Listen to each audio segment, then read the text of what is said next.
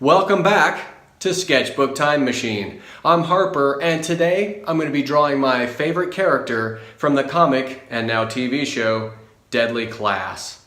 And it's probably not who you think it is. Now, I know everyone loves the leading ladies. Saya is mysterious and lethal. Maria is dangerous and loyal. But the one I'm always rooting for is Billy. I just like that kid. So, for today's Sketchbook Journal story, let's head way back to 1996.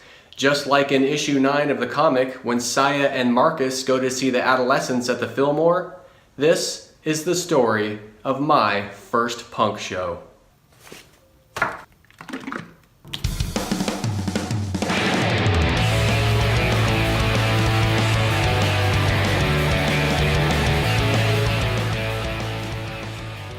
July 18th, 1996. Sunday night, I was listening to the radio because the new music show was on KUPD. They announced that this Saturday, Social Distortion is going to be playing at the Nile Theater in Mesa. Kick ass.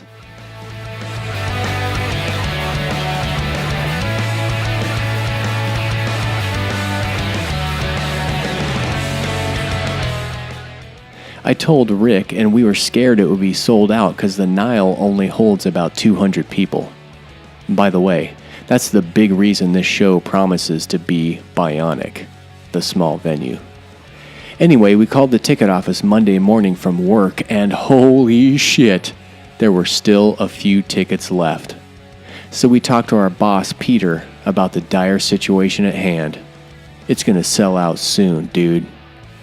Luckily for us, Peter's core is made of punk rock.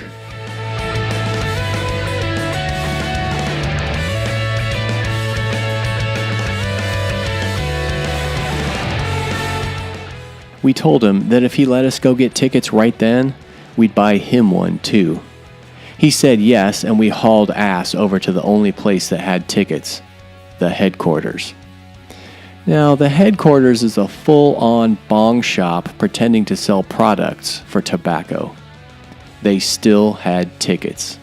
Hell yes, we're going to Social D this weekend.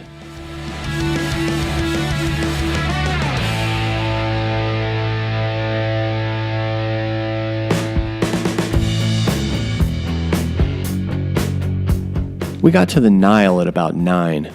They were doing full pat-down FBI searches on everyone going in.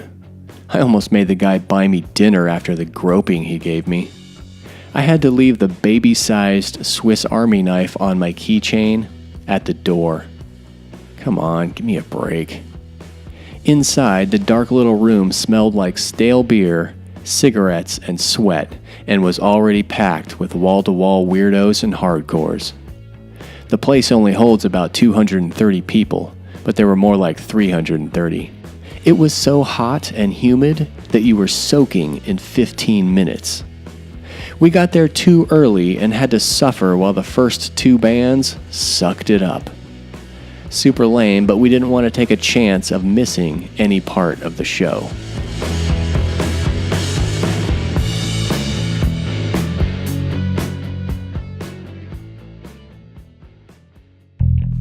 Everything went black. And then, after what seemed like forever, an eerie red half-light glowed from up front. The crowd went shithouse crazy and rushed the tiny 4-foot stage. 30 seconds later, the lights came on, and there's Mike Ness, hunched over his guitar with his slick black hair and tattooed skin. He looked pissed.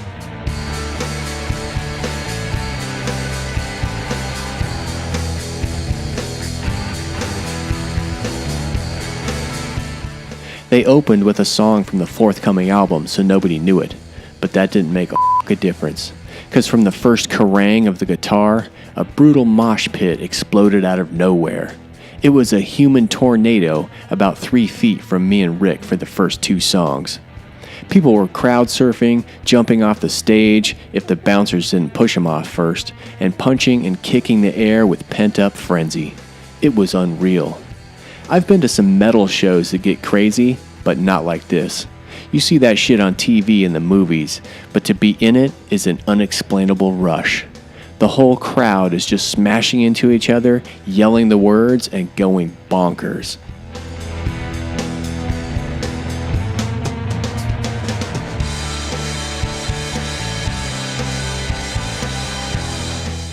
So then they played Prison Bound, and Rick goes into the pit.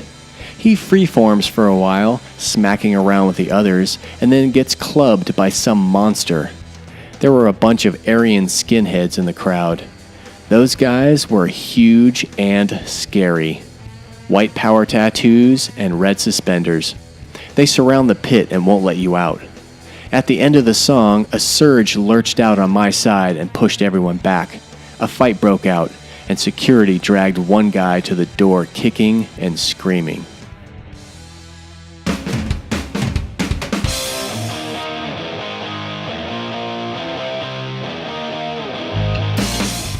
They played another new song and things died down a little.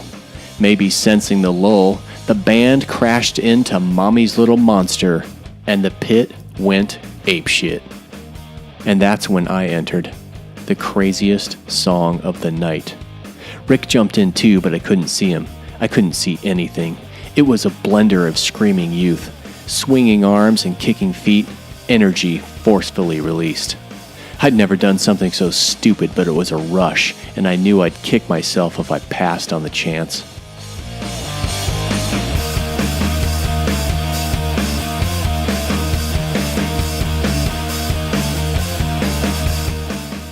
The pit was small and so dense that it was a non-stop slam fest.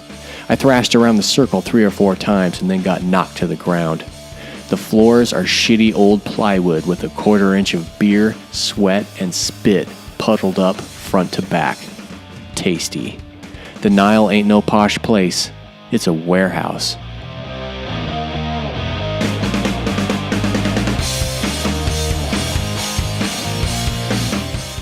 Anyway, somebody picked me up and I was smashing around again. I got knocked to one knee and then recovered just in time to get pushed so hard from behind that I left my feet. I flew into a skin the size of a house on the other side of the circle and was quickly clipped in the forehead with his swinging elbow. Some stranger picked me up again, but I was cuckoo for Cocoa Puffs. The song was over and I'd had enough. I had to run and smash my way through the wall of flesh that surrounded the pit.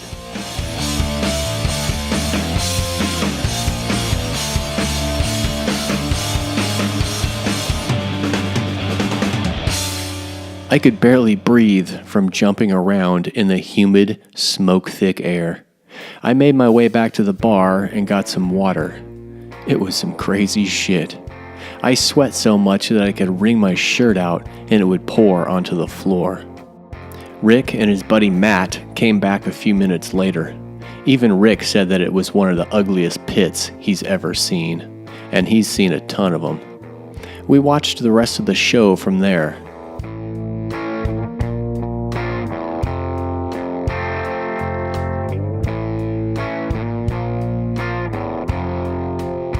They played Let It Be Me and Cold Feelings and a few more new tunes. It was winding down and Rick said, "Let's go, man. Let's beat the crowd out of here." He's seen Social D about 5 or 6 times before, so he was pretty done at that point. I said, "Cool, but let's just see what song they end with." It was Ring of Fire, and the place went off. We all yelled along with every word in rolling waves of voice.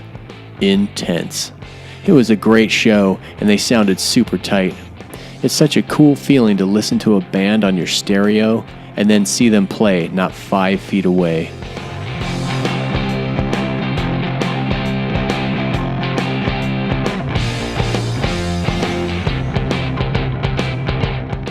Looking back now, Social Distortion's music isn't that hardcore, and I might even get comments saying that they're not even real punk, dude.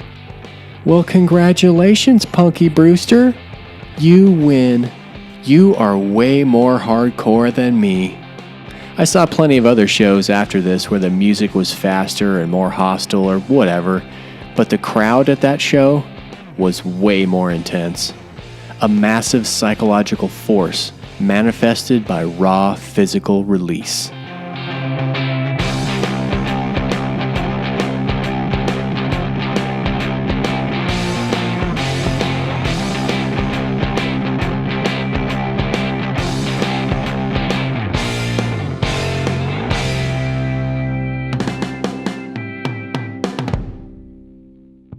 Hey, let me just pop in real quick and give you the short list of all the excuses as to why this painting turned out like dog shit. Roll the list.